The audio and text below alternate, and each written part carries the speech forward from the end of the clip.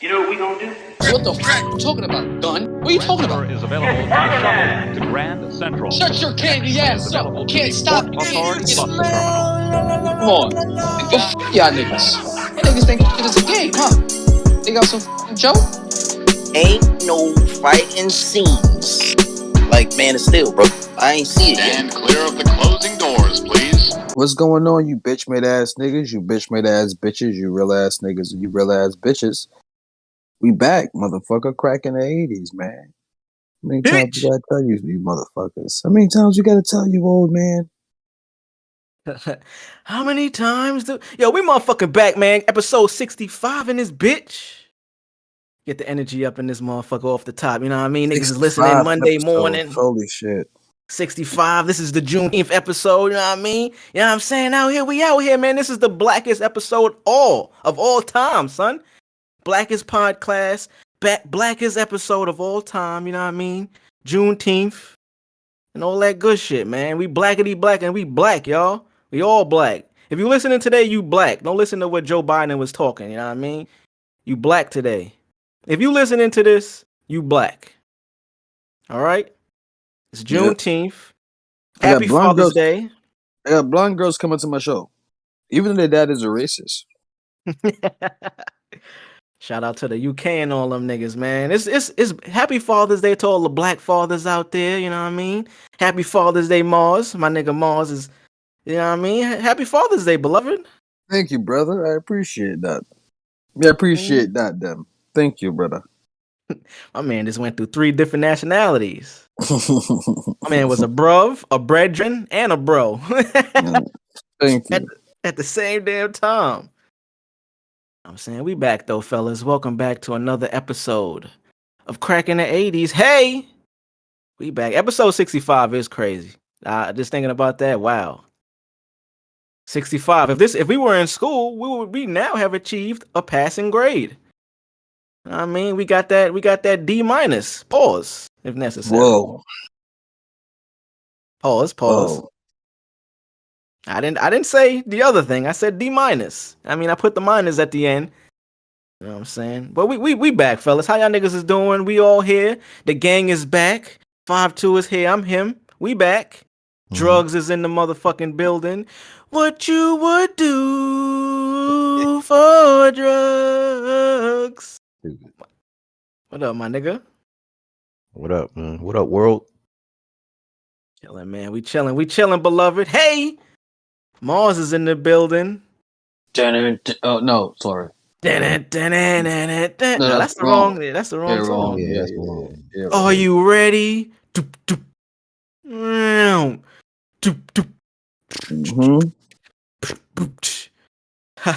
pointing at the crowd and shit. Pointing at the crowd. Yeah, I can't get the I can't get the music. Nah, yeah. I really forgot the song. I forgot the song, bro. How that should go? I'm thinking of Chris Jericho. Break the Degenerate. If you whooping fool, you just got tired of doing what you're doing to do. It's the breaks, boy. Yeah.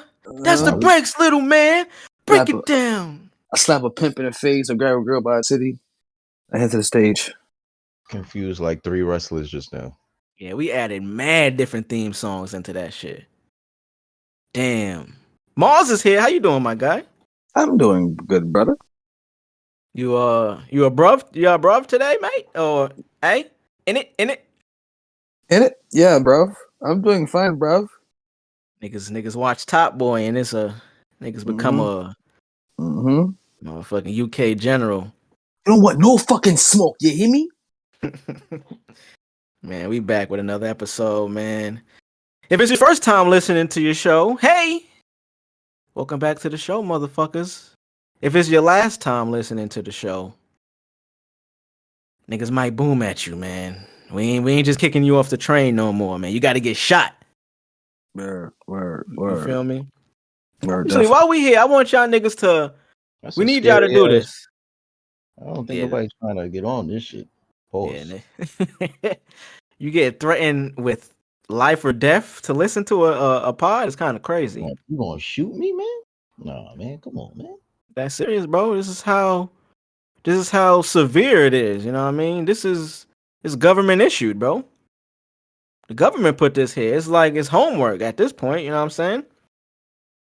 But at this time, while y'all listening right now, go ahead and leave some reviews and comment, bro, on whether it's on Apple, whether it's on Spotify.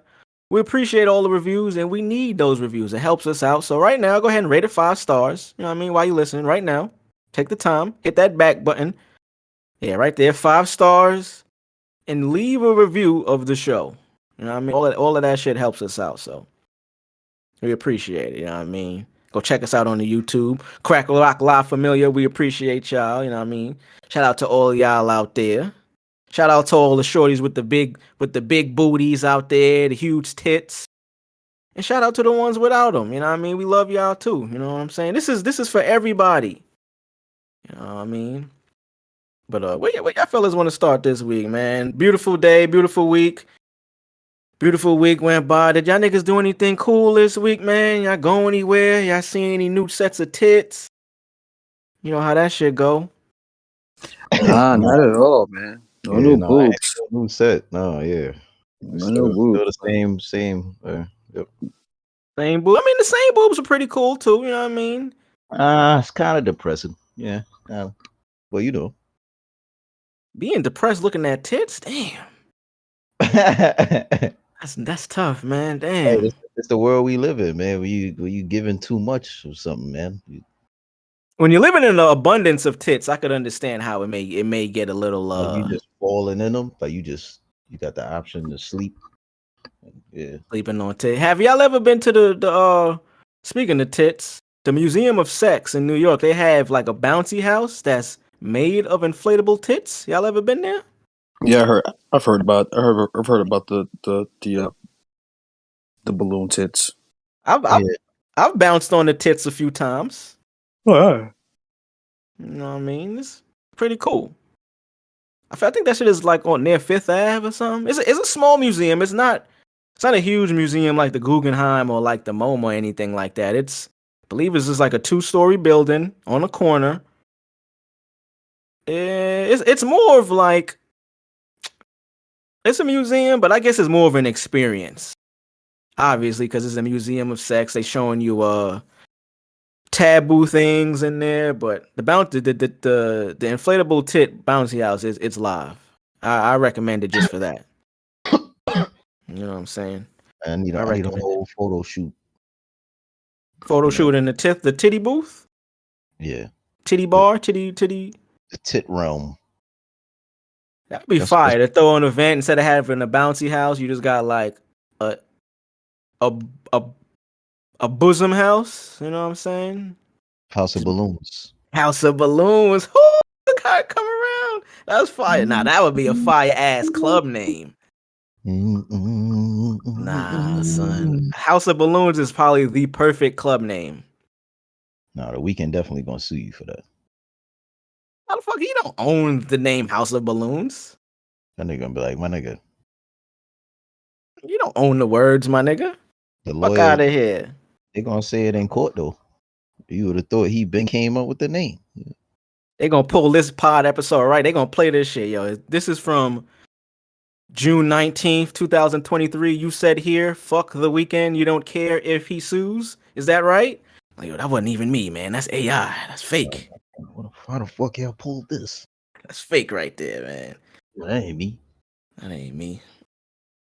Oh man, listen, y'all want to just right off the top, man. New music came out. So we talking about our weeks. I didn't really do anything cool this week. I wanted to go see the new Spider-Man. I didn't get a chance to see that, so I listened to a lot of new music this week, man. You know, young Gunna Wanna just dropped a new project. Did you guys hear it? I bumped it. Very, very good track. I felt like he was trying to make excuses as to why he did what he did, but you know. Hey, my nigga, you live your life the way you live your life, my nigga. Yeah, the whole project was basically, I mean, without even getting into that, you know what I'm saying? Like, it's his first release after the situation, getting out of prison and shit. Sticking on the music, I love the music. The music is actually pretty fire. Great.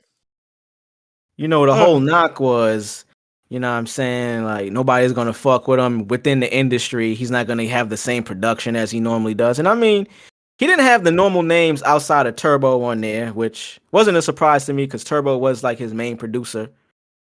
But the beats, it sounds the same. I mean, nowadays in the music industry, yeah, you could pay the big budget to get like a Metro or you know what I mean, them type of guys on there. But in terms of music, you can get a producer that doesn't have the name to make you the same shit. As long as you a talent, you could get them songs out. And I think he did a good job, man. I fuck with the project heavy. I think it's better than his last project, just because obviously he had the features and the money behind it. But it's not a bad project at all. Like shit's No, really good. It's really good.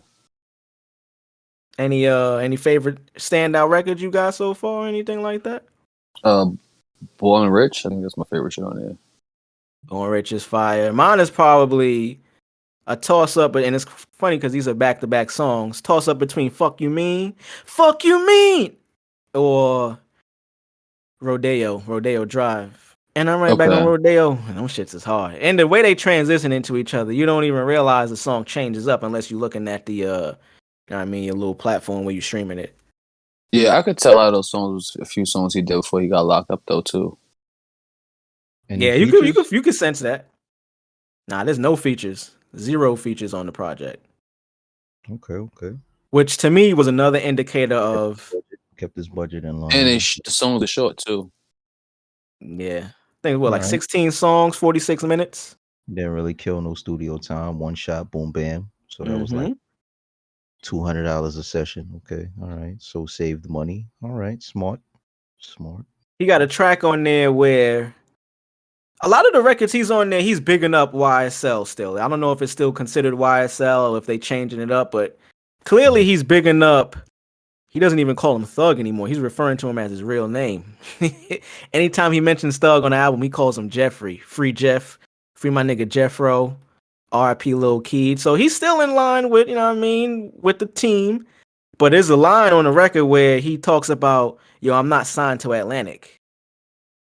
Which, if you're looking at here, Yeah, right here on his word. Wikipedia, it says 300 Entertainment YSL via Atlantic. So that was interesting to hear. Like I said, I don't really give a fuck about the politics, about all that other shit. It's just the music is fire. He getting his shit off, and it seems to be working. It seems like, you know what I mean, the public is consuming the music and not really caring about the other side to the story. It's interesting too because that same day, How'd you come up with that conclusion though? Not to cut you off. what conclusion that people are fucking with it? Yeah.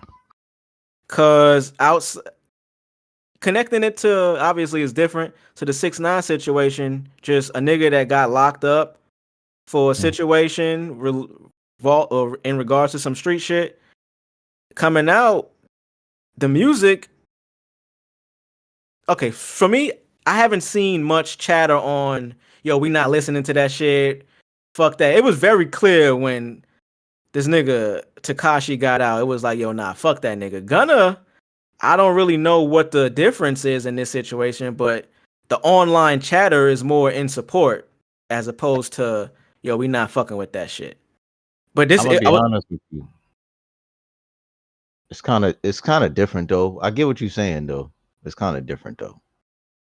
Cause yeah, with the other guy with the colorful hair, he had fans in other places. That was his biggest, like, don't get me wrong, you know, it was some niggas out, you know, where we was at that was supporting, but they stopped supporting after like that whole thing became funny.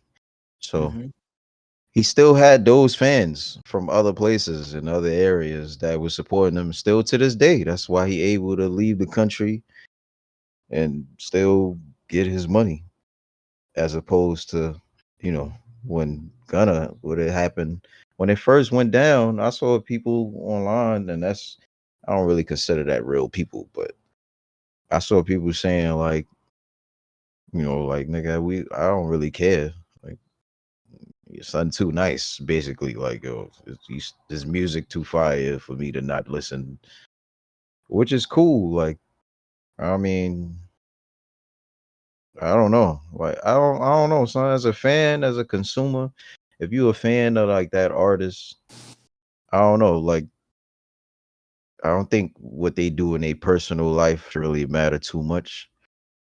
But I say that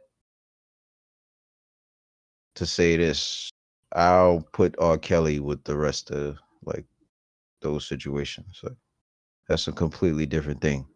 Not to bring him in there, but anything else outside of like, you know, you know, like the sexual like assault shits, like yeah, outside of that shit, like like that's not that don't really have anything to do with like the fan. Like the music is the music, right? Nah, that's true. I mean, you're right. Outside of, I think it comes down to actual crime. Like the R. Kelly situation is a crime. You know what I mean? Right.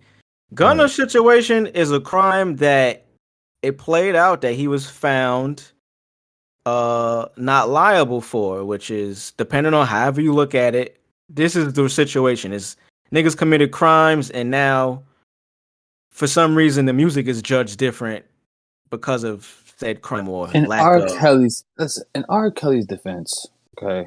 A lot of people Whoa! Ding, ding, no ding, listen ding. no listen. I'm about to speak some real I'm about to speak some facts. We watched him pee on a 13-year-old and he dropped Step in the Name of Love. So it's different.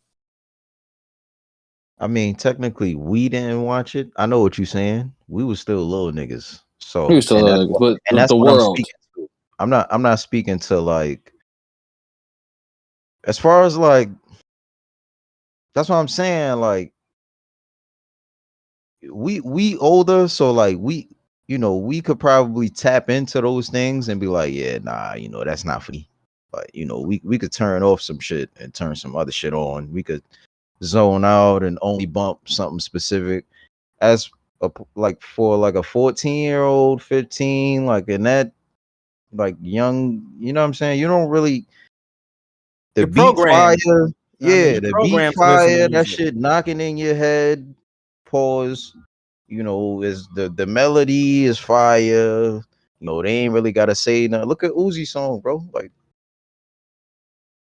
I guess what I hear what you're saying. Like the consumer of this Gunna music, they and music in general, it really depends on the consumer of who is the audience. And obviously, I think that's where we're coming from. Like outside of the person's personal life, whoever they're making the music for is who's going to be the ones consuming it. And Gunna's music is for a younger demographic. You know what I mean? I would say his music is for like the 25 to 15 to 25 range. So bro, them niggas is just gonna consume the music off the rip. You know what I mean? They're not really giving a fuck about the actuality of what this person's life is. You know what I mean? It's. yeah. I mean, I fuck with the Gunna album though. Like I said, just off face value, just listening to the music, the beats is hard. His raps is cool. You know what I mean? It's Gunna. You know what I mean? He got the Bro, flow, same listen, flow. You know what I'm saying? if Lex Luthor rap like Drake, niggas would still bump his music. Lex Luthor. Yeah, literally, Lex Luthor. Yeah, you're right. Like if he was putting out music on like some Drake shit, bro, you think niggas would care that he was Lex Luthor? Oh my, yo, this nigga is wildin'. Yo, Niggas Nigga the just nah, blew GOAT. up the motherfucking city hall. Lex number quote, one nigga, for album, life. number one album. Boy. You're right. It's the consumer nowadays because hip hop is such a large fucking genre, the number one genre in the world. There's enough fans to no matter what you do to withstand anything that comes against you as long as the music is good. You know what I mean? Like, and that's the difference between Rainbow Man and Gunna. You know what I mean? His music wasn't good. Gunna actually makes good music, so he could stay afloat. It's funny that kind of ties into like Mm. pretty much the first topic of how in 2003, as of now, according to Billboard, there hasn't been any hip hop album or song to hit number one as of the year. And I mean, could be in relation to that. Although the genre is so huge, like you said, Lex Luthor could put out a fucking record and nobody's gonna give a fuck that it's super villain. If the song is hot, it's gonna work. But I think nowadays, like we seeing the main artists, Drake, Kendrick, Cole, all of these niggas, they first of all, a lot of them are on tour right now, so they aren't putting out as much music. This is what I think why it hasn't been any number one album or song. All these artists are on tour, and the game seems to be a lot more single based at this point. Like nobody outside of the main acts are really looking to put out, let me focus on the album and then put out, go on tour afterward. It just seems like it's very single driven. What y'all think? Why we haven't gotten any number one rap albums or songs? Shit's ass nowadays. Well, it's pretty. Yeah, I mean, I don't even believe in saying that shit no more. But I mean, it is what it is. Like, proof is in the pudding, bro. Do you think it's just really just because songs is just trash nowadays? Yeah. Bro, I don't say shit's trash no more, bro. Like, I hear shit all the time. I listen to music all the time, and I say to myself when I hear a song, "Boy, this is ass." And then I come in the chat and y'all niggas will post the song. Yo, y'all niggas heard this shit? Bro, this shit is fire, bro. I feel like he taking shots too. I feel like he taking shots at Yeet, but whatever. Yeah, he's taking shots at Yeet for sure, boy. Nah, definitely not. I only heard like maybe 3 songs from Yeet, bro, to be realistic. Three fire songs. It probably was songs that y'all posted in the chat, but yeah, he talking about Yeet, bro. That was the verification right there. Nah. I ain't talking about, bro. But nah, seriously though, like it's all subjective. So I mean, you're right, and I think that with hip hop being such a large genre now, there's space for that. Like a song that one person think is fire, there's a whole other demographic that's like, yo, you listen to this shit. Music nowadays, because it's such playlist driven and Spotify streaming, it's kind of geared towards you only listening to a specific song at a certain time. You know what I mean? It's like mood music. Shout out to this nigga Joe Budden. You know what I mean? It's like you listening to music based off of where you at. You might be in the fucking gym. You got a gym playlist that got 3 Yeet songs, 4 Gunna songs. Like, you know what I mean? It's a mix. And all these genres kind of blend together. It's all hip hop, but they're not the same style of rap. You know what I mean? mm-hmm. It's so playlist driven that I think it's weird. It puts the genre as a whole in a weird position. I don't know. I just think music, the way we consume music nowadays, is just weird. It's different. You know what I mean? Like, for sure, number one, I don't think it's valued as much as it was prior. Clearly, but I don't even think the artists themselves are valuing it. Maybe because they're not seeing a return on it. I don't know. It's interesting, but this is the first time Billboard reports that the genre's absence from number one represents the largest in a calendar year since 1993. Fucking 30 years. That's a long time. But I don't know. Maybe Gunna is here to save the world. Maybe he's here to save the hip hop game. Him and Doja Cat. Doja Cat just put out a new rap song. Y'all heard that shit? Oh, no, I didn't hear it yet. Called Attention. She's spitting on that shit. Like she rapping. Yeah, I heard about it. Good. I fuck with Doja, so. Is it actually replay value? Like, is it something you hear yourself bumping, or you could see some, See, that's the thing about music nowadays. For me, replay value, I don't even think replay value is based off of how good the song is anymore. I just think it's like, yo, where's the environment that I could find myself? Well, I said replay value because I'm not really gonna ask you if you think it's fire or not. Like, I feel like this. I played it more than once. Yeah, if that means anything. Yeah, okay. I think that is a good testament to whether a song has replay value. Obviously, you replayed it, but Like if you you can feel like bump you it, can hear it out, and you know what I'm saying. Like you wouldn't want to not hear it. Like you feel like if it that. came on and I'm out of function, I'll be hype. Like, oh, that Okay. new Doja. Oh, okay. But like I said, I'm not sure if it's because it's a new record. You know, with new music is always a bias, recency bias. I don't know. I'll listen to it. I'll check it out. It's Doja, you know what I mean? Doja don't make whack songs. Uh, yeah, yeah, I fuck with Doja. Doja, like, you know what I mean? yeah. October, Scorpio baby, you know what I mean? Shout out to the Scorpios out there. October's very own. You feel me? Shit pretty cool though. Drake just went out. He's on tour now. I think he just started his tour. I would want to go to a show, but I believe them shits is sold out already. So it might be a little bit too late for that. Him and 21 are going on tour. Yep. Everybody going on tour. Well, it seemed like Tour time, man. the top guys. Pause. Hey, that was crazy. Yeah, you just go ahead and pass it. Just go ahead and pass up on that, bro. Just leave it right there. The elite level artist. Okay, that was cool. Yeah, that's I better. You couldn't say saved that it. You at saved it. first. Yeah, Should you be saved crazy, it. bro. That's why you gotta shit crazy. But yeah,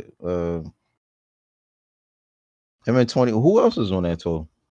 It's just him and 21. And it's probably gonna be like guests, like from city to city and shit. I don't. Yeah, I mean, yeah, it's all a blur tour. I mean, yeah, the main cities. You know what I mean? He might bring out You gonna bring Atlanta. You know, he might bring out some people. You know what I'm saying? Future, or whatever. Mhm. But I'm not too sure. Like, who would he bring out at certain shows? Like, who is there to bring out as a special guest on fucking shows nowadays? Sometimes it don't necessarily be about the city, like the artist where the, you know what I'm saying, like the artists that represent a city or from that city. It could just be like, you know, Oh, there's somebody he convenient. want to bring out for the day. Yeah, like convenient, or you know, he got in touch with this artist today, so it's like, all right, yeah, you could pull up because he closest, and Yeah, I that fuck makes with him. sense. Yeah, that type of shit. Yeah, that makes sense. Y'all fuck with that.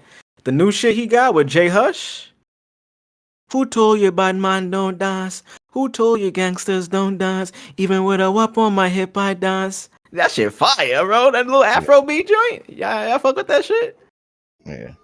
That shit. That's gonna be a song you hear out in the summer. Now you talk about replay value, a song you hear.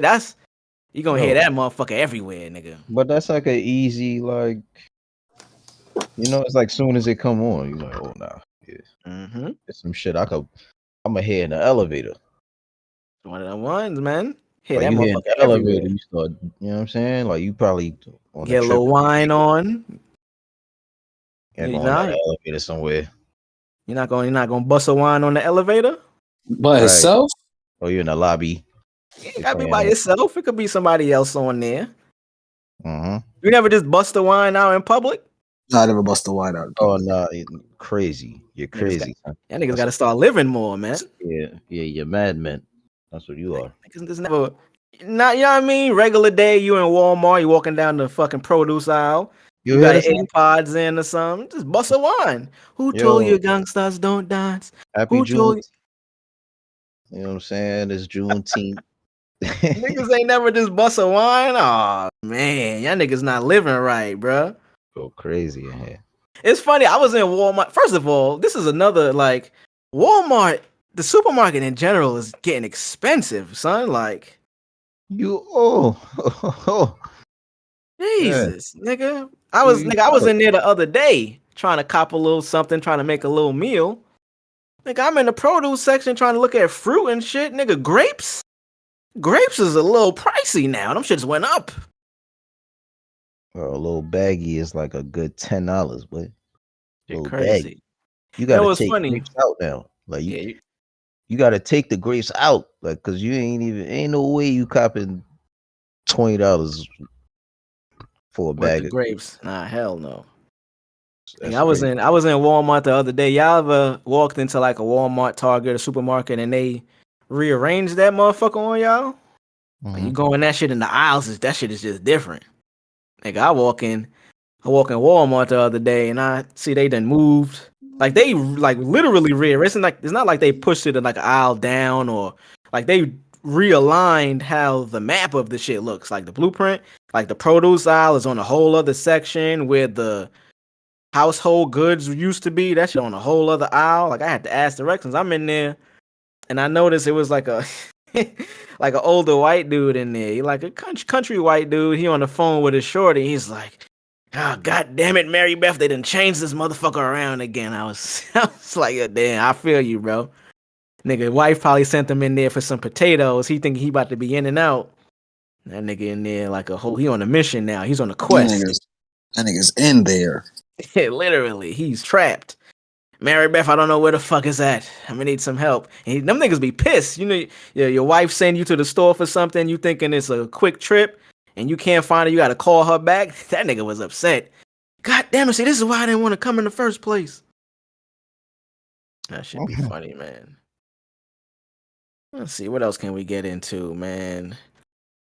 You know, I was watching, just staying on my week. I did watch Batman vs Superman again. Oh shit. Talk about that real quickly. I forgot how amazing that movie is, bro. Like, that movie doesn't have to be a superhero film, and it's still a great story being told. Outside of these niggas being superheroes. Like, I Yes, feel sir. like them being superheroes are the B story to what's really happening in The there. movie was ahead of its time. If it came out now, it would be fucking everybody would love it. But you know, the hate train runs. It was going against the Marvel formula at that time, so there was nothing we could do. It was gonna bash that film to fucking oblivion. And that's what they did. They bashed it so much that Warner Brothers fucking believed that shit and fucking took the movie out of the theaters before it hit $1 billion. So, you know, and then made people believe that because the film didn't make $1 billion, it was a flop, right? And the whole rhetoric is, right, the narrative is the movie has Superman, Batman, and Wonder Woman. It's supposed to make $1 billion. But look how it come around now, right? You got the Flash movie that has 2 Batman, right? 3 Superman, 4, Superman, Batman. right? 2 Flash, Wonder Woman, Aquaman, and it didn't crack 100 million over this weekend. So just goes to show you, man. It's James Deeper than Gunn. rap. James Gunn, it's your fault that all these DC movies is flopping because you came out and announced your slate saying you was gonna reboot everything. So that means none of these movies matter anyway. So audience is not gonna go see none of these movies because it doesn't matter because you got your slate coming. You doomed this shit, and you know what's small fucked up? They need the money for these last 3 DC films to support James Gunn's DC films. And if they're flopping, what's gonna happen? What's gonna happen? Yeah, I mean, and we've seen with the writer's strike, a lot of these studios and places that are making movies, they're getting pushed back because of the writer's strike. So, I mean, Yep. who knows if he'll be able to even get his slate off? You know what I mean? Like, it can still be And canceled. he's a part of the Writers Guild.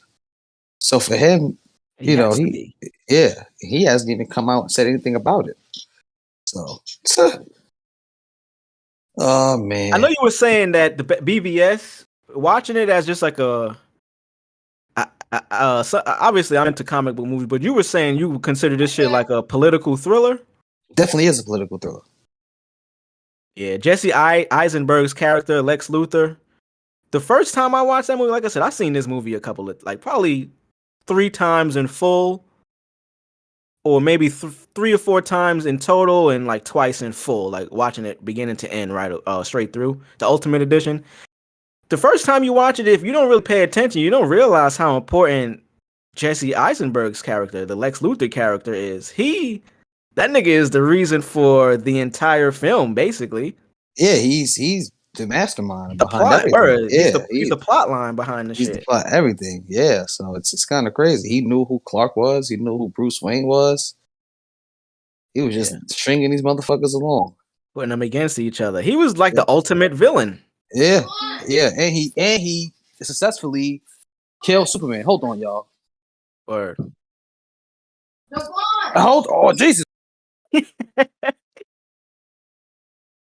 we could clean all this shit up. I was like, dang, it was a fire. I was dying. That's funny. Javon, change my name. Jesus Christ. Let me see. Where could we pick back up from? I'm gonna get it. All right, so you good? You good? If you got mute up, yeah. But yeah, I mean, Batman vs Superman, with this Writers Guild, just the strike in general, we see the final Avatar movie. You know what I mean? So James Cameron had his slate as well of when these movies were supposed to release. Avatar 3 is obviously already in the works. Was supposed to come out in 2025, I believe. But now, due to the writers' strike, all of these shits got pushed back. A lot of Disney movies, the Star Wars movies, obviously, the new Avatar series, they all got delayed. So it's just interesting to see. I was excited to see the new Avatar. I'm not gonna front. I watched the last one over the last 2 weeks. We talked about it on the pod. I'm just curious to see what the new motherfucking species is gonna be, I guess. You know what I mean? I think we talked about that on the pod, whether it's gonna be like a fire nation or another water nation, a combination of people that's from the sky, and you know what I mean? There's so many different places they can go with it. Yeah, word. I mean, although all these movies are getting pushed back and these shows, Righteous Gemstones isn't. That motherfucker coming out tomorrow. One of the funniest shows. Shit, the funniest TV show out right now. You ask me. I don't know if I got to ask on the pod, but if you had to pick between Eastbound and Down or Righteous Gemstones, what do you think is Danny McBride's best work? Best work? That's crazy. Best work. I think his best work is definitely in the TV space as opposed to his movies. Yeah, definitely. I'm going Righteous Gemstones. I mean, I don't know if you've seen the Eastbound and Down clip, the blooper of Will Ferrell, Craig Robinson, and Danny when they was having a little. At the when they was at the real when he was because Will Ferrell was like the real estate guy. I mean, the He car was the guy. He was selling yeah, cars. yeah, and it was a blooper reel of when Craig Robinson and Danny McBride was going at it, and Will Ferrell was like instigating the whole situation. And he comes in the middle of it, he goes, "Consider it done." And he had this long ass like monologue of talking about like I can't really say what he was talking about, but he started off talking about how like he was basically saying how he was ready for them to go at it. He was like, I could feel it in my plums. I Straight think from that the sounds farmer's familiar. market. That Straight from sounds the familiar. farmer's market. He was like, this all came to me in one night, and I was making sweet love to my wife Donna. Made love to her, hot sweat, and she was like, our young boy Gabriel walks in, and she goes, Gabriel, no. He goes, let the boy watch. Yo, Will, I think a lot of Let his the boy shit is watch. improv, bro. Like I It think was improv, yeah. I think a lot of that show was improv. a lot of Will Ferrell's comedy seems to be improv. Like I think not he to just cut gets you off. into a space and he just goes. Like they just like, yo, just let him go. I think that all of the like those like it's like that specific group of actor comedians that I feel like they all just like do that. The Adam Sandlers, the Just go off the like, yo, we gonna have this 10-minute block. This is the setup, but just go. right. For example, this is the end. I don't think any of that was scripted. Like, don't get me wrong. I think there was direction for the scenes, but after that, it was just like go. No Like dialogue. Yeah, we y'all just play throwing off each other. Rihanna in here. We got a party. Rihanna's here. Kevin Hart is here. Right. Kevin Hart is here. He's just being Kevin Hart. James Franco is being James Franco. Like, nigga, we just being dumbasses. It's like it's gonna work. They just get a bunch of texts. Yeah, it seems like I think he was on Danny McBride was on Shane Gillis pod talking about it. I can't remember exactly what he said, but I think he mentioned like a lot of you're right, a lot of his shit is improv. I remember him saying that specifically. So you picking Righteous Gemstones over Eastbound and Down? Hell yeah. Yeah, me too. See, I damn. fuck with Vice Principals too. Yeah, that was gonna be I don't know if I had to pick. I guess maybe because I recently rewatched Eastbound and Down. Like I watched all 4 seasons, like in the last 2 weeks. They're only 30 minutes, so that shit was pretty easy. But I mean, you got John Goodman in Righteous Gemstones, which is major. And you got Will Ferrell. His sister in Righteous Gemstone is the funniest motherfucker on the planet. Judy. Yeah, you think it's the sister? Yeah, I think it's his sister. She's a funny motherfucker, man. Yeah. Yeah, She's a funny there. motherfucker. Especially when she found out when her husband broke up and he was working at the pharmacy. And his manager was a dyke. And she was like, "So you're one of those fake dykes that likes to suck dick." It's like, yo, this fucking lady's crazy. I think watching Eastbound and Down over is a lot of shit in there. Like they got white people saying nigga in the show, like in a comedic way. I'm like, yo, there's no way they would be able to pull off that type of comedy now. I was watching Eastbound and Down. That shit is from like 2009, I think. Yeah. Like it's a long time ago. Yeah. That type of comedy, like, although it's funny, they consider that shit problematic now, I guess. Like it's a lot of like racist humor in there, sexist humor, like it's that old type of funny. Yeah, they go there, like for sure. Like the nigga Steve, he got a whole Mexican family, bro. Like the nigga is a white dude with Mexican children and a Mexican wife. Like, nigga, the whole point of comedy is to make fun of these issues.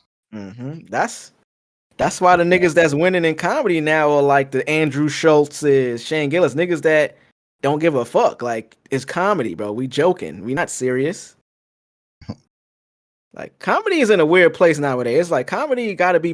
They don't have to be, but it was a time where political comedy became like the forefront of what was being successful or given the money to be successful, or given the chance to be successful. You know what I mean? Mm-hmm. You always had the outskirts, the Bill Burrs, the Chappelles, the legends, but I think it's coming back around to where comedy is getting back to the place where nobody's looking at it to be offended. Yeah. You know what I'm saying? That was a weird time. Like the last 5 years, I would say that was a weird time with comedy when niggas was trying to be political with their comedy. Like, what happened to being funny? Word. Have y'all gotten into the Class of 09 on FX? I have not. Oh, man. I don't know if we talked about it on the pod. That's another good one, bro. FX doesn't miss. We got, for the last 5 to 6 years, we've had nothing but hit shows from FX, bro. Like, Atlanta started it off. And you got Dave. You got motherfucking The Bear.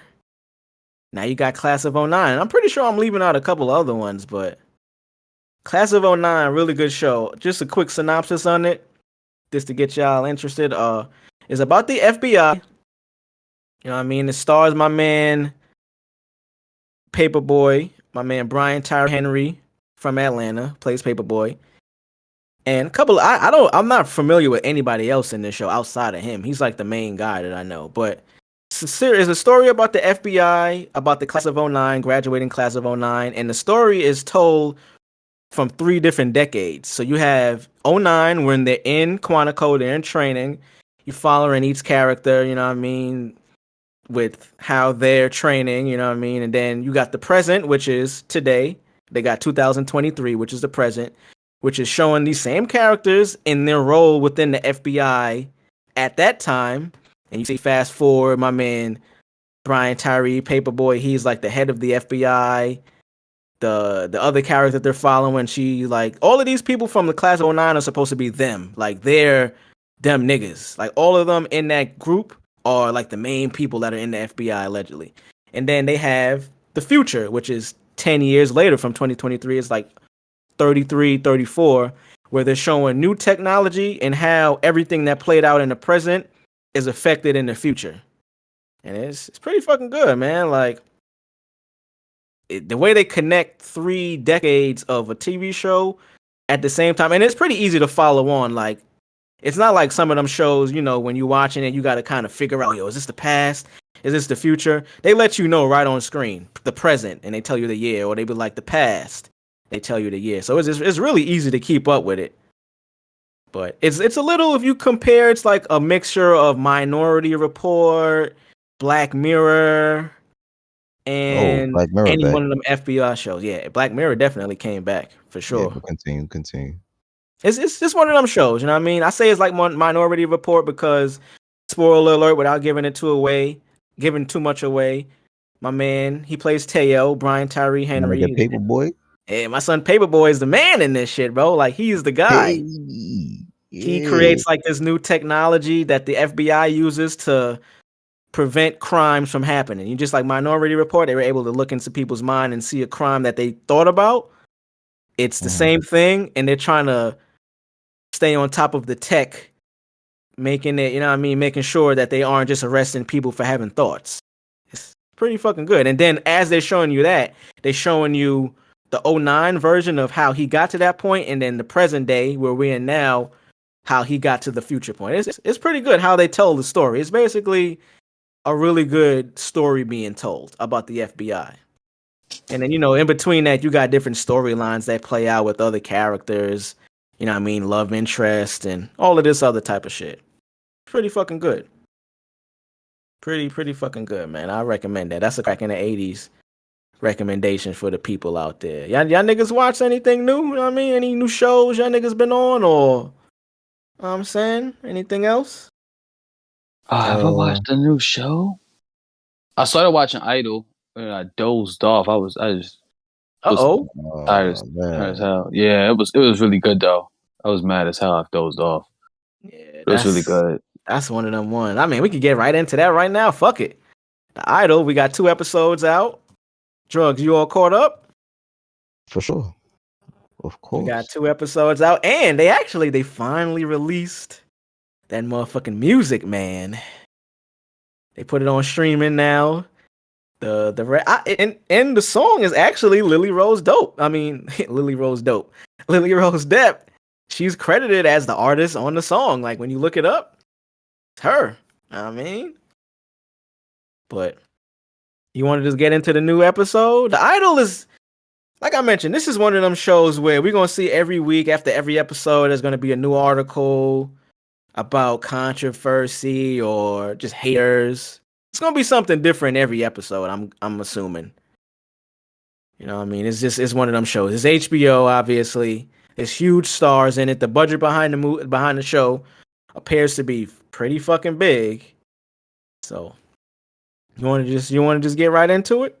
This episode that just passed?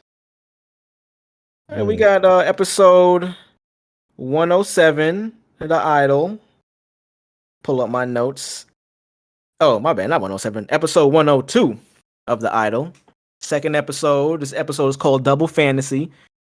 Fitting name because we see a deeper look into the dark side of the music industry. You know what I'm saying? We got the main character, Jocelyn, who we're following. And now we were introduced to her in the first episode as the pop star. Like, this is her life.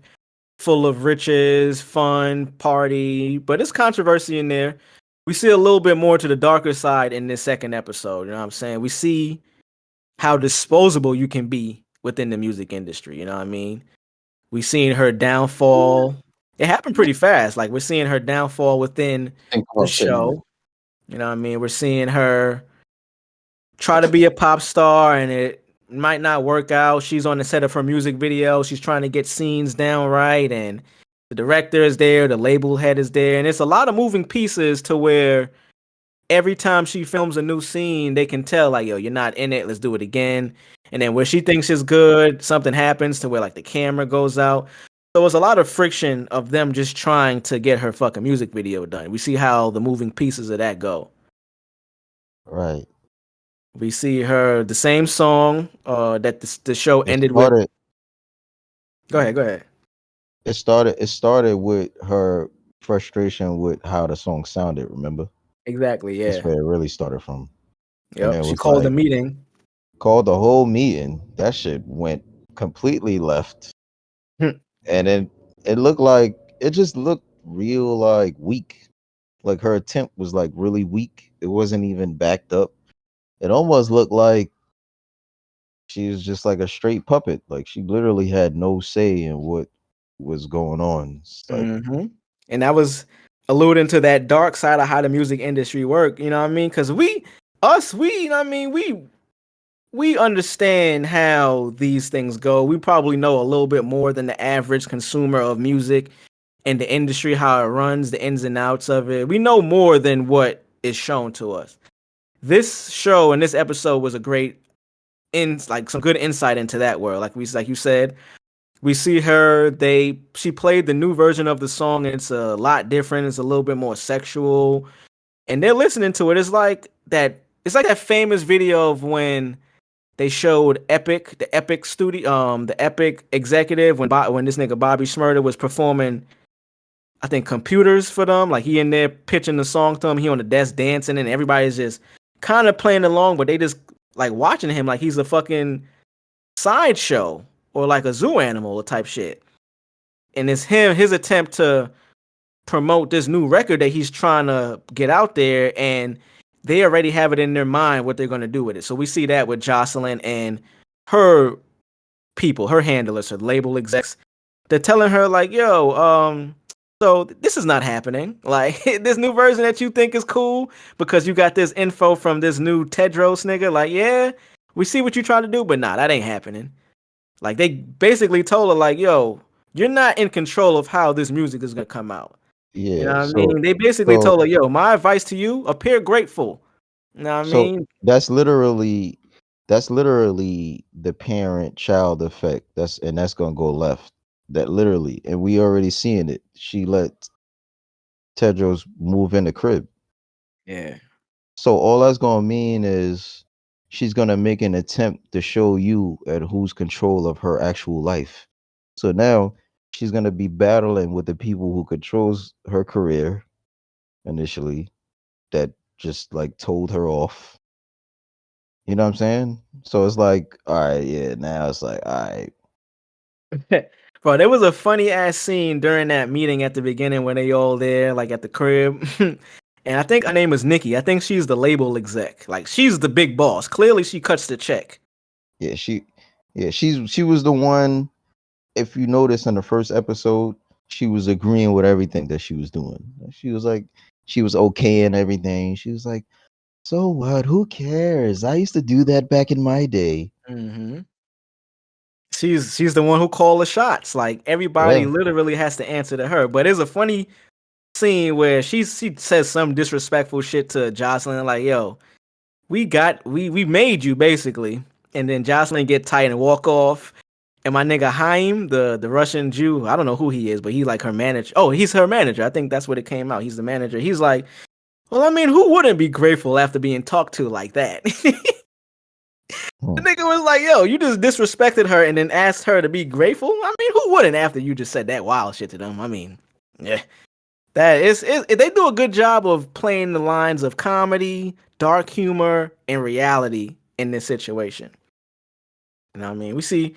But we do get a little sneak peek into the world of this nigga Tedros too, the weekend who his character is. You Yeah, a know what lot I of mean? suspense in this shit. A lot of suspense. But I mean, we got a little bit more into it, like how it's gonna play out. We see he's basically running like a cult of musicians. I mean, he got the one shorty who's like a savant on the keyboard. She could just go to a piano and just start playing some Bruh. shit. Insane. She She was got the wild and gave her she a got whole song. whole record out of nowhere. Whole And or idea of a song. Like We see the blonde hair nigga who's like another pop star. And we find out that this nigga Tedros is basically like the ringleader. He finds these misfit musicians as he travels wherever he is, and he takes them under his wing in like a cult-like environment because he is clearly the one in control. He's fucking shocking my man as he's telling him like, "Yo, do this, sing it like this," and if he doesn't do it the right way, he fucking shocks the nigga. It's like a real Dracula type character. You know what I mean? Mhm. But it makes you think, though. Does that really happen? Hell yeah, it happens. I'm gonna go ahead and say it has to happen because I've seen it happen on a lower level of Or this. has it been happening? And is some of our favorites to this day. Is it the reason why they Yeah, we just seen it with we talked about Doja Cat. I say this, we could input any act that's a pop star now. Like if it wasn't Jocelyn in the show, we could replace that with Doja Cat in the sense that she came out herself, and obviously who knows what the truth is, but Doja Cat came out herself saying like her first albums and the music she made before was like a cash grab. It wasn't the type of music that she wanted to make. She said that herself, and this is after having major success. It wasn't like she was doing poorly and then said that to make people think like, all right, let's give her another shot. To now, where she's putting out a whole different sound, I can see how like this may be a realistic, maybe not to this level. There's always levels, there's a spectrum. But I think there's some validity to a pop star being discovered. And then even more to that point, we see during Jocelyn's video shoot, we got the Asian chick from Blackpink, I think is the actual band. She plays Jenny. Well, no, her name is Diane, but her in the show, but her real name is Jenny. She's one of the dancers, like a backup dancer, and the music label head sees her like, yo, who's that dancer? She's out dancing Jocelyn at every chance. And then you see her take interest, and she's like, yo, can she sing? And that was just an insight to see how easy and how disposable pop stars are, just how musicians, how the labels look at them as, yo, if they can't do it, we can get her. Also, she was in the same Cult. The Cult. The Weeknd. He comes back. Yeah. But back to just before we get to there, she basically is, you know what I mean? Before she even is aware of that they're about to approach her, trying to sign her, the music label head is already like, yo, take her to Studio B right now. Let's cut that song right now. She could sing. I mean, after she like had her sing for her in person, like, oh, yo, you got a voice. Yo, let's go cut this record right now. And then that's when we see Jenny go back to the same cult with the Weeknd. She's like, yeah, she wants to sign me. Like, and now he's like, yo, I have her call me. It's a really good insight into how the music industry may run. You know what I mean? Just how pop stars, just the world that they live in, where we see them being as the consumer. We see whatever they put online as like, yo, their life is the best, but although they're making riches and success, their life may be controlled. They may not be in control at all. I think we about to see just that little snippet of what, like, it's about to, like, basically his back cave is going to become her crib. Yeah, word. Yep. And even more insight. Remember how we talked about him pulling up the first episode, no whip, on some like spot. He was scoping the place out. Basically, it looked like. And see, the second time he pulled up with the crew, they pulled up in the whip. They taking over the crib. He got, yo, you want to go in the pool? Yeah, you can go in the pool. He got the other homie who's another artist who was already grooming the homegirl, the assistant. You know what I mean? Like before she even knew that they knew each other, he on the phone with her, and we seeing the Weeknd character and the artist. They in the same room talking to Lily, talking to Jocelyn and her friend at the same time, but they not aware of what's going on. It's a lot of like, you know what I mean, slimy shit going on. Shout out to I just found out her name is Divine Joy Randolph. She plays Destiny, but the big sister role, the black chick, I fuck with her character heavy. She plays like the big sister. Like, yo, I don't give a fuck about these people. I'm here for you. but I also need to let you know, like, hey, you fucking the bag up too. Now, I mean, she Right. plays a good role of like the big sister, and I love that that's the character they picked. They picked black woman, like she embodied that character of like, yo, I know this little white girl is gonna respect me type shit. Like she looked up to me as like a mother figure, sister figure, because Jocelyn just lost her mom, so this is the way like her story is being played out. They're showing, and even during that music video set, we see her kind of lose it a little bit. She starts calling out to her mom. Within that scene, like she's kind of having like a little mental break, and then that's where Destiny comes in and has to kind of get her back on track. Like, hey, fuck these people. Tell me what's going on. Really good show though, man. Check it out. New episode. Episode 103 is coming out. Y'all can check that out. I think it's gonna be one of them shows, and like I said, we've seen the controversy every time the fucking episode comes out. It's something new. The Weeknd came out recently and saying like, yo, if you felt uncomfortable or grossed out, then that's a good thing.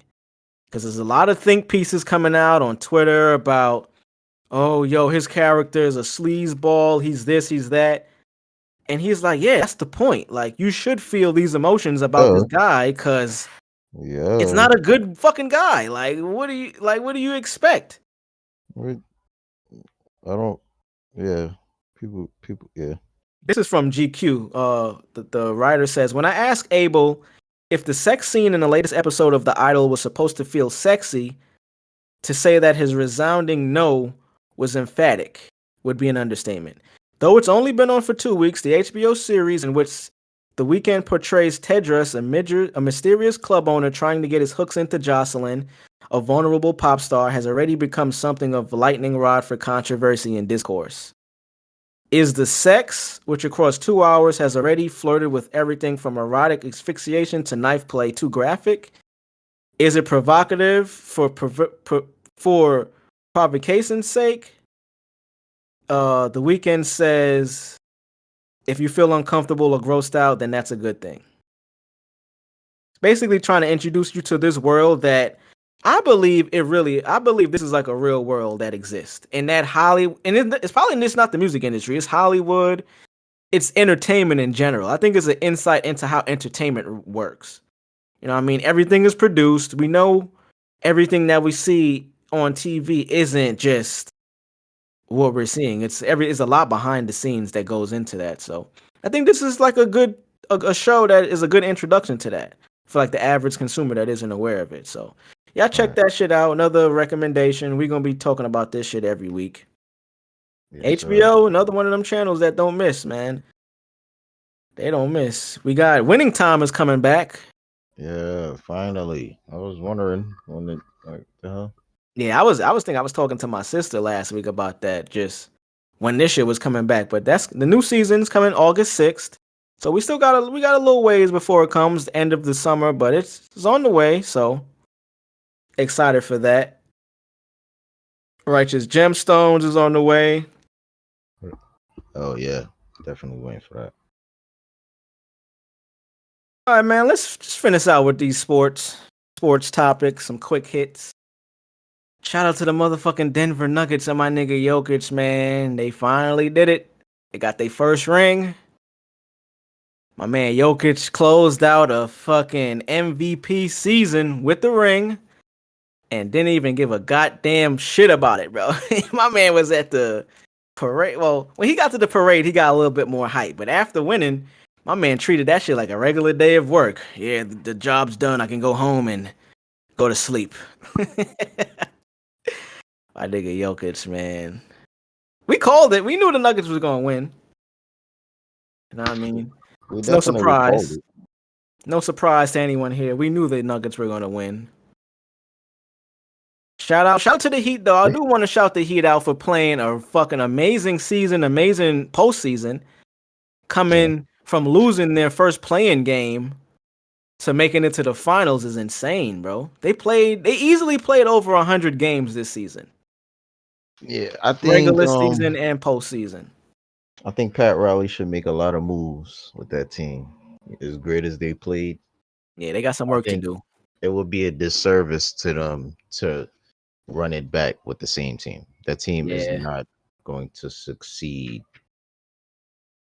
You know, me personally, don't get me wrong. It's possible they did it. You know, they already did it. They're in the finals, but it still need. It's like, you know, I don't see it happening with that push unless something else happens.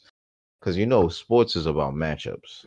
You know what Yep. I'm saying? So you know, you never really know what West team would have succeeded and you know possibly matched up and been the lesser of the opponents, one of the opponents. But yeah, they definitely should try to push for Dame, Bradley Bill. I'm thinking they're gonna get Bradley Bill though. I don't think Yeah, they're gonna. he's a front runner. I think the Heat and one other team are the front runners to get Bradley Beal as of today. Yeah, You know that shit changes all the but time. that's just my opinion. That's not. You know, I'm not going off of what they be saying and shit like that. But you're right. Uh, he is the front runner. I believe Dame is still coming to the Nets for some weird reason, and I think Trey Young is gonna end up in LA. Okay, I know LA. They're not trying, but chatter has been Yeah, Kyrie. You know him showing up yeah, to all it the might be games and Kyrie shit. too. Yeah, that's one. That's one of them too. But the thing is, it's like I don't know. The rumors is too strong right now. It's like, are they going for Kyrie and Trey Young? Yeah, Like, you know what I'm saying? Like, is that and that would be crazy though. that would be fucking idiotic. Not really. Think about the team now. The Think about Lakers the team now. specifically, or Yeah, the in Lakers specifically. Kyrie. Okay, If they, listen. I'm not really sure what they would be sacrificing to get these guys. I'm pretty sure for Kyrie it's a signing, right? His I was about to say contract is Kyrie up. would be a They're not sign and trading. trade. No, his would be a signing or a sign and trade. Right. Cool. Trade would just Uh, be a straight and signing. he wants to go there. I'm not Mm. sure. So I don't really know if that's 200 mil he still wants or however that goes. Yeah, well, that would be Uh, the max. He's eligible for the max, but you know that's gonna work out to what he signs. uh, then you got Trey Young, who's I definitely feel is not going back to Atlanta. Like this next season is They it's about to over. blow that whole team up. Atlanta traded mad at a Yeah, piece. They it's traded mad time. shit for DeJounte Murray, and now they like trying to trade him too. I That's don't get that. Like these teams, these because owners they be doing. realize, bro. First off, niggas realize what this draft coming up. This is a pretty good draft. Yeah, yep. You know what I'm saying? The NBA is changing. Denver just won a first chip. They realized John Collins is ass. Right. That nigga is a better Kenneth Faried. Nigga got no Denver, jump shot. bro, Denver just made history. Yeah, yep. So teams is having this is when this always happens every time a team win a championship though. But you always get that crash effect like all right, you know, teams have like this new idea, you know, and this is I think this is the excitement of being a high exec in one of these team organizations or even a team owner like bro, Yeah, you could, you know, the excitement of like, all right, boom, yo, Jokic did this, yo, Denver just did this. They constructed this team, they built this team 7-8 years, you know. All right, bet. So let me hire some guys, let me fire some guys that that's stronger in these positions because you know, right now I feel like this is what we lacking. So now let's have a meeting. You know what I mean? Have a meeting with my main guys, you know, let them know, all right, yo, what y'all think? I think I want to fire this guy. You know, on some succession shit. Like, you know what I mean? Like, should we fire this guy? Like, well, yeah, mhm. nah. You know, I like, no, you know, On all right, some. nah, let him go. Yeah, You know, that's like the NBA is a really copy paste league. Like once somebody wins a because niggas want to championship, win, they follow. Word, hell yeah. bro. Owners want to win. Organizations want to win. coaches, all of these guys, they want to win, and then the players, they want to get paid. Yeah, word. But at the same time, they want to win. Yeah. So it's like, you know, obviously, the greater you are, you're gonna get paid, right? You deserve to get paid, right? So it's like, nigga, if you that elite, you have to have all of these things in line. Like, you still have to, you gotta be that NBA darling. You gotta be that, that guy that the team could build around you. And I feel like, and it's easier said, because, like, obviously, like I said, when you that great, you deserve money. Mm-hmm. But you got to make a decision. All right, nigga, you got your bread. Now you just took, like, what's that? 50% of the team salary Yeah. or the salary cap. A lot. Like, or maybe even over that, like, depending on the market that you on. So now you're selfish.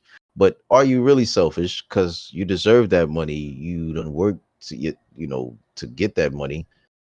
So all right, boom, nigga. So if you that great, nigga, win that chip, bro. Do it how, however you can. How the Be Nuggets did. great. The Nuggets team, there's a lot of people on that team that I'm happy for that got rings now. DeAndre Jordan, Reggie Jackson, Mhm. KCP got another one. Bruce Brown got his first. Hype for my Insane. son Bruce. Thomas Bryant, another one. I mean, he didn't really put too much work in the league, but I'm happy for him to get his first. You know what I'm saying? Listen, Like, niggas was about to not sign Bruce Brown. Like, Bruce Brown was about to be on the outs, right? Look how, you crazy. know, look how Mike believed in him, right? Gave him a chance, and he won a chip for Mike, Mm. right? Now he's gonna opt out, right? And hopefully Denver is gonna pay him more bread and keep him. Keep him, yeah. 'Cause he's the I only mean, one basically that they didn't bring back. Like, the core is coming back for Denver. Like, yeah, the they core is solid. signed. So but when you look at stuff like that, it just makes you think, like, these coaches, these owners, like, there's a lot of pieces in the league.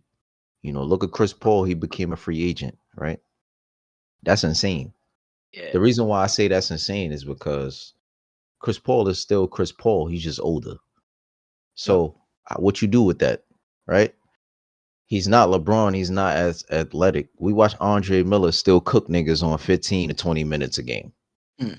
even if it was 10 minutes a game.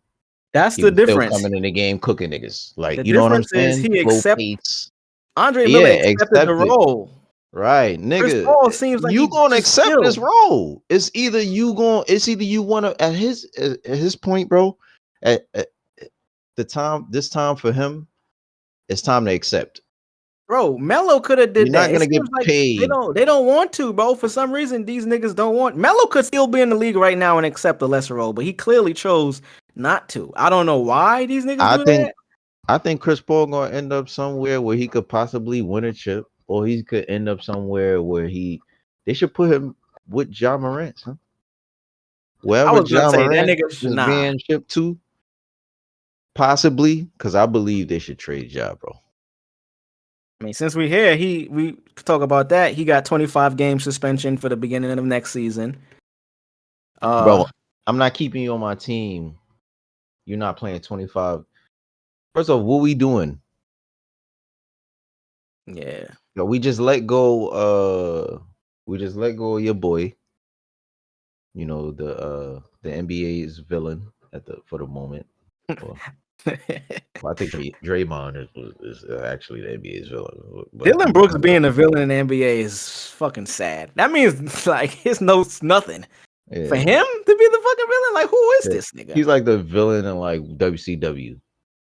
He's like the villain that forced himself to be the villain. That it was like, all right, there's nobody else. All right, fine. Right, right. He's the only one left. Yeah. But Right. so you thinking who were we talking about? What were we just talking about? You say Ja gonna job, but to with team Chris up. Paul. Oh, Chris Paul. I was gonna say I think Chris Paul should go to somewhere like the fucking Kings or something. Come off the bench Oh, for the that too. Kings Behind behind, De'Aaron. but yeah, and then he could I play feel with like Mitchell. De'Aaron about to run the league, bro. Yeah, I think Chris Paul could play with Mitchell. Like Chris Paul the one, Mitchell could be the two off the bench. Listen, the Kings get one more guy, it's over. If To one win the more West Coast. star, like a Aaron Guard, excuse me, Aaron Aaron Gordon. Gordon or Yeah, KCP ish type of player, if one of those like type of guys go over there, yeah. that might be it. Like that So might who do you be think just to finish up, who do you think the top 3 teams of the West are going to be for the next 5 years? I would say, for the next 5. That's crazy. yeah, next 5. I'm going Denver, Sacramento, and I'm gonna Yeah. keep the Warriors up there. Um, OKC, they're gonna be up there too, 4, 5-ish. for They the might, next 5 years, yeah, next I'm 5. not really sure. I gotta see what this for Golden State, I gotta see what this offseason looks like. Yeah, that's important. That's important. Because they're trying to make trades to get picks for, I believe, for this draft. Mm. They trying to. I read something. I think they're trying to trade Kaminga for picks. I'm like, bro, what are you guys doing? Why not just play Kaminga? What's up with Kerr? Why not just play him, bro?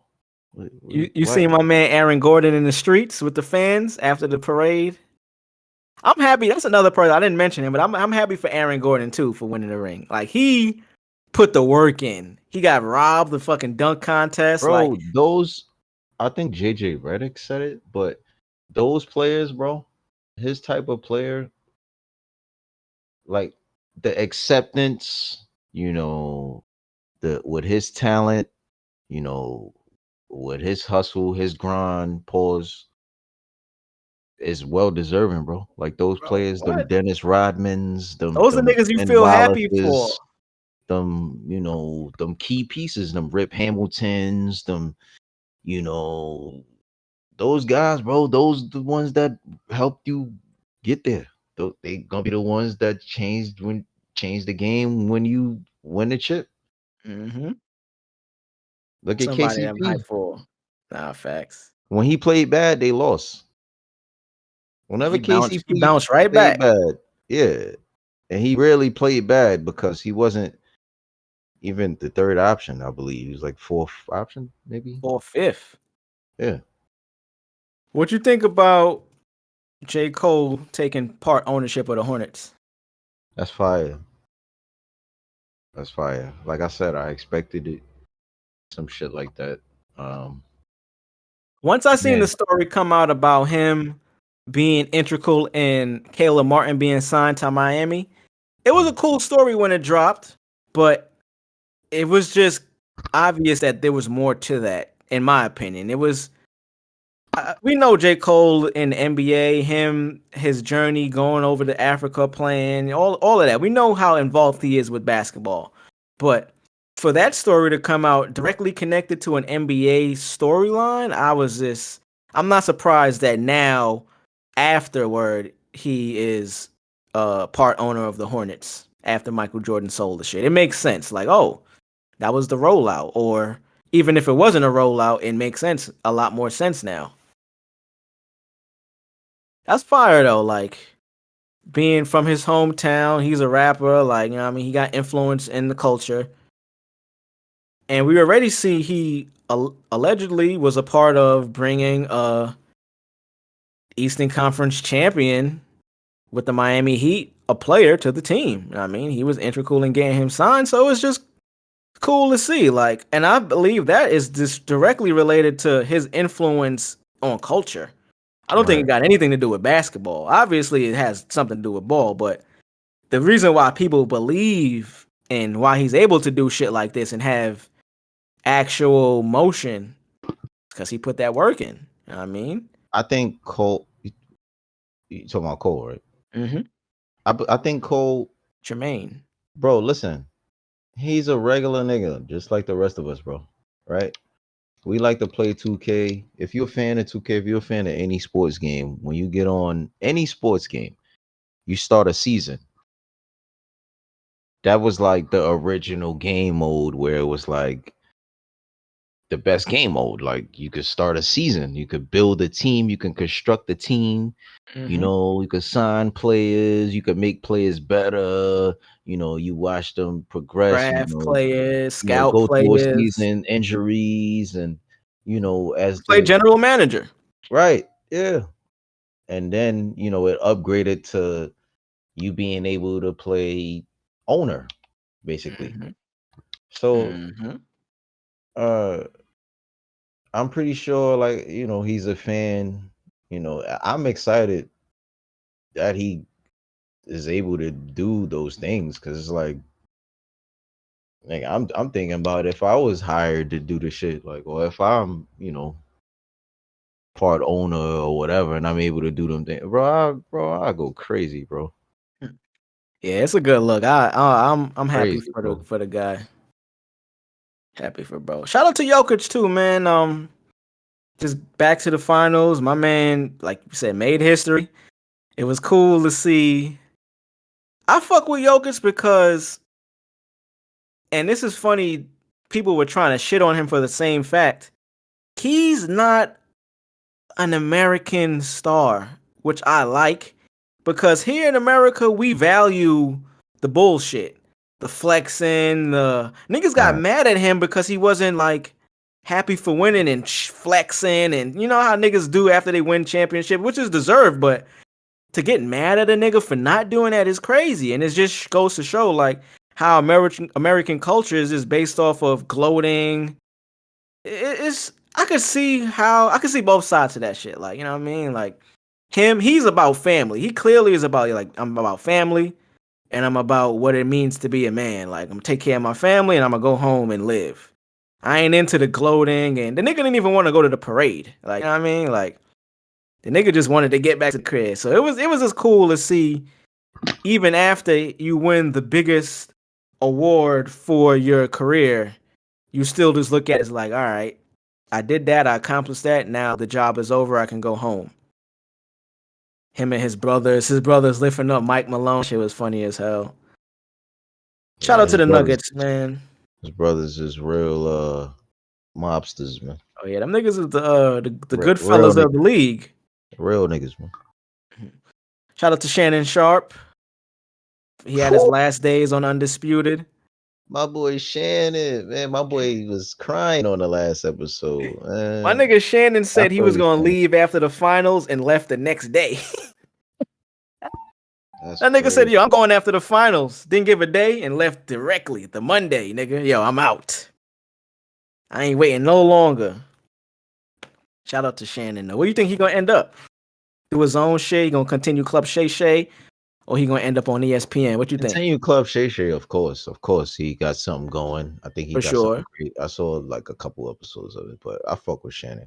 I didn't really fuck with him so much on Undisputed after a while because it got cheesy. Yeah, He same. was in the weird ass topics. But Shannon, he played his role well, exceptional. I thought. Proved himself. Yeah, he proved himself. He's worthy. Clearly, niggas said it already, and I think he'll be on first take at some point. I think in like in the JJ role, just popping up random But times. everybody's the JJ role. Well, Yeah, not that's the true. JJ role specifically, but like Stephen A. said, he has a team. Like Yeah. he made it that way. Like that format that go sit across the table every day, me and Skip. That's cool, but it don't really work. They never even had guests on that show. Not really. No. Like, I They don't did it. ever remember seeing like, not recently. Oh wait, what? Undisputed? Mm-hmm. They had guys like Eddie House. They different guys here and there. I can't. It's not. Eddie House being a guest is crazy. Yeah, not specifically a guest, but speaking. Yeah, this For the a series voice. and shit Yeah, like that. word. It's somebody to talk. Yeah. So, yeah. I mean, I think, yeah, like I said, I think he'll, make it into the rotation a little bit. But I don't really know if he'll have a whole new show on his own, or I don't think so. Yeah, I'm Not not yet. expecting him to have a brand new show on a network. Not yet. I mean, Max was great enough to bounce back. Like, he literally got his own show right after. Like, Yeah.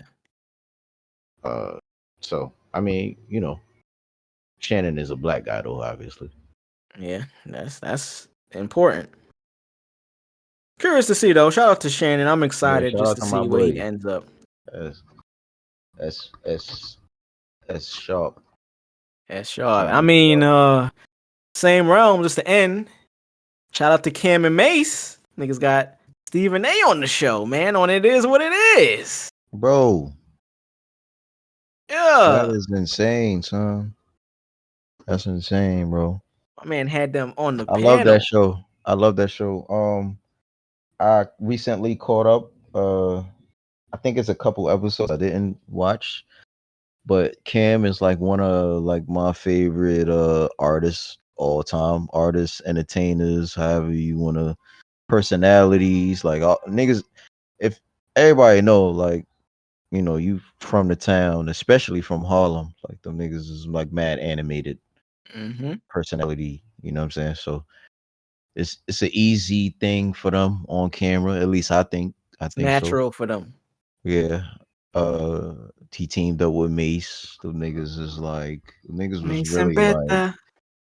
Martin and Will, bad boys type shit. The niggas Nah, they really really, are. since high school, literally. I'm about to say, if we got history, like that's it. Just that would be if we had a if this show, if we were rappers that were successful, and now we got this pod. You know what I mean, we got the notoriety from being rappers, but at the baseline is we are actual childhood friends too. I think we should pay attention to Cam, us, and I mean, I'm paying attention, but I'm just speaking in general. I hope everybody else is the same way we paid attention to Dame, same way we paid attention to Hove, Charlemagne's, Kevin Hart's, Mm. these guys that have these Personalities different paths, like they carve out these paths for themselves and literally spark some shit to where they become like shoot to the huge top. successes out of nowhere.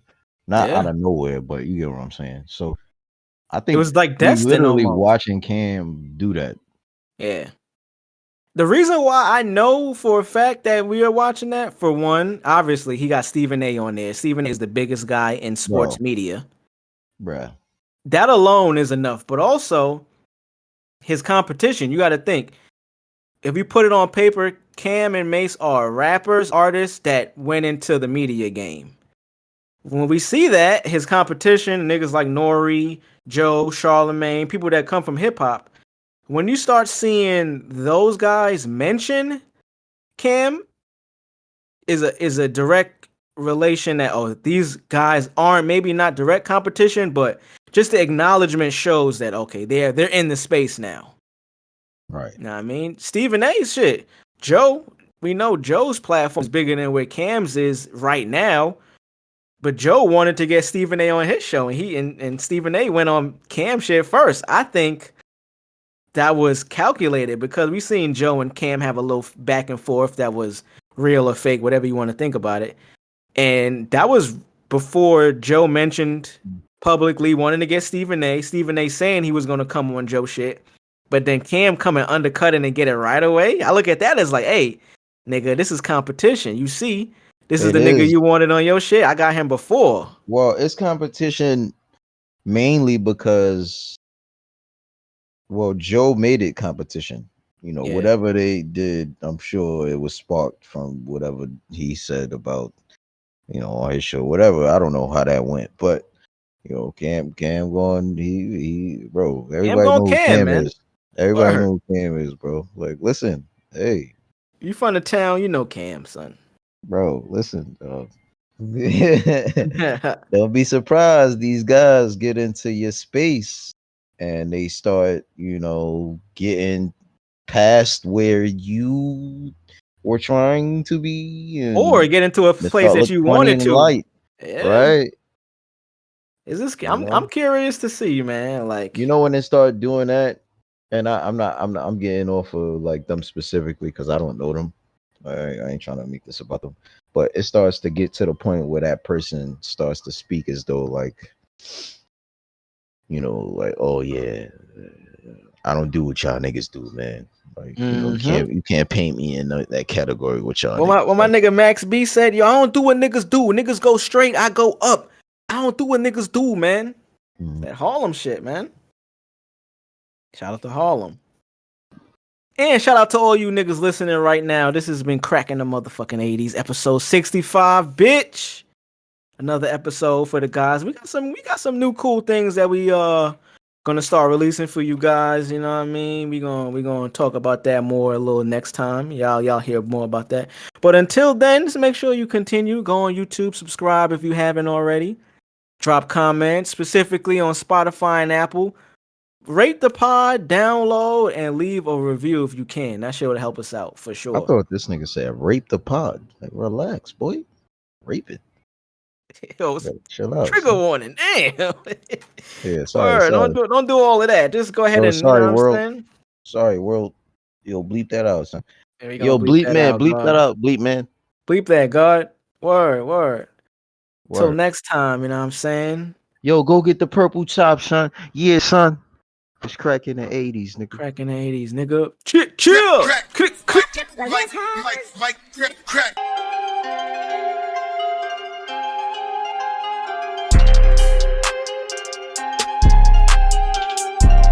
Stand clear of the closing doors, please.